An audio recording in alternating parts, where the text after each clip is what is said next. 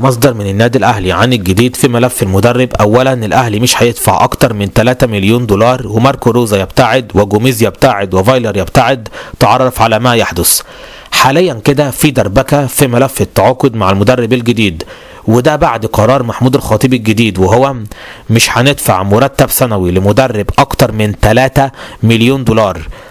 طبعا ماركو روزا هيكون عاوز اكتر من 3 مليون دولار سنويا، وده كده هيعرقل من المفاوضات معاه مجددا بعد قرار محمود الخطيب الاخير ده، لان الخطيب شاف ان النادي الاهلي دفع فلوس كتير في كولر، وفي النهايه كانوا في مدربين تانيين ماسكين فرق تانية زي كده بيراميدز والزمالك ايام جوميز كانوا بيقدموا كرة افضل من اللي بيقدمها الاهلي مع كولر، رغم اضعاف الراتب اللي بياخده كولر مع الاهلي.